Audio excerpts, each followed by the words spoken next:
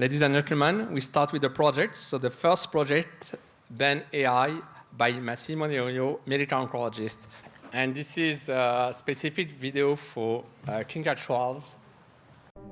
When you hear the word cancer, everything stops. But hope doesn't. Hello, I'm Ben. I'm here to help you understand your options. Ben listens, translates science into clarity, and opens the doors to clinical research. Across 15 hospitals, one voice connects them all so that no patient is left behind. Ben speaks your language, protects your data, and brings humanity to technology. Behind every algorithm, there's a heartbeat. Tomorrow's medicine begins with one call. Ben AI. Because every patient deserves access to hope.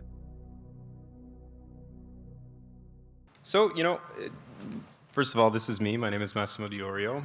I'm a medical oncologist, and I think it's actually quite on the point that I'm presenting this project, because I'm a medical oncologist at a couple of hospitals that are actually community hospitals here in Montreal. And so today we're going to be talking a little bit about how Ben acts as our AI-powered pilot with regards to access to clinical trials, which is a core mission, obviously, of the McPeak-Sirois group. I thought of telling you guys a little bit about all the possible utilities about having a clinical trial pilot through artificial intelligence, but actually maybe I'll just tell more of a story, which is that I work in a community hospital. And, there's a lot of differences in the way cancer care is provided in a community hospital as opposed to in an, urban center with all of the clinical research personnel. So not to belabor the point, but why should patients in a community hospital have different access to all of the clinical research that's taking place in our collaborative groups than somebody who's in the downtown core of Montreal just because that's where they live? They shouldn't, obviously, and there's a hustle that goes around that. Who's in your network? Who are you able to contact? Who are you able to, to talk to in order to be able to get patients access to this type of clinical research? And I think, this tool has the potential, and I'll demonstrate it to all of you, to really streamline that process and bring a lot of benefit to patients. So these are some of the enjeux that we face with regards to access to clinical trials. There's a lot of complexity, there are many disparities in access, and there are lots of delays in pre-screening patients. So how can this tool help us?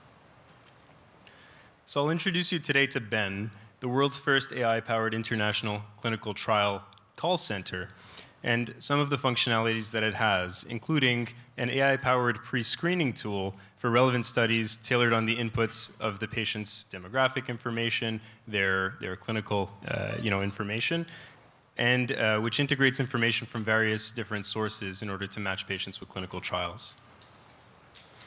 There's both a patient-facing line and there's a practitioner-facing line, and I think what will be interesting actually as a demo will be the practitioner-facing line for all the practitioners out in the audience to just see what we can do with this kind of tool. So I'm going to go ahead and call the tool, and we'll see whether or not we can put it on speakerphone and have you guys hear what we can do.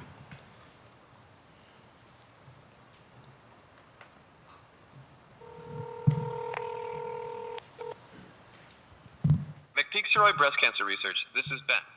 Bonjour, hi. Hi there, Ben. My name's Dr. Di Iorio. I work at a hospital in Montreal, and I want to hear whether or not one of my patients is a candidate for a clinical trial. Thank you, Dr. Di Iorio. I'm happy to help. Could you tell me a bit about your patient's breast cancer subtype and treatment history? My patient has triple-negative breast cancer. She has metastatic triple-negative breast cancer. Thank you. Has she received any previous treatments for her metastatic disease? If so, which ones? She's on chemotherapy plus pembrolizumab currently. Got it. Has her cancer progressed while on this treatment, or is she still responding? Unfortunately so. Thank you. What is her general health status? Is she fully active, or does she have any limitations in daily activities? She has no limitations in her daily activities, and she has no other significant comorbidities. Thank you, doctor. Last question. Do you know her PD-L1 combined positive score if it was tested? Her CPS score is 10. Thank you, doctor. Based on this, your patient may be eligible for the Tropian-Breast05 trial. Would you like a trial summary or the eligibility criteria by text, or would you like referral support?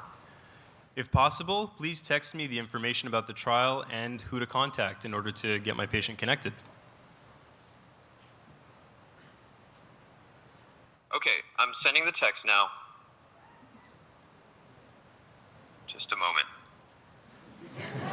Done. You'll receive a text with the trial summary and contact info right away. Anything else I can help with, doctor? No, thank you very much. You're most welcome, Dr. Di Iorio. Have a wonderful day. You too. So I think it speaks for itself, right? This is an interesting tool. I think this is going to bring a lot of access to people that might, be missing access right now, especially for somebody, a practitioner like myself who works in the environment where I work. That was the demo. I don't think I need to speak to the impact of a tool like this, but the objective is, as a pilot, to bring this to multiple centers, connect people at multiple centers within the city and across the country, and to open the tool both to patients and to clinicians to enhance matching with clinical research, which I think is a really noble objective and a central objective of the group. So thank you very much.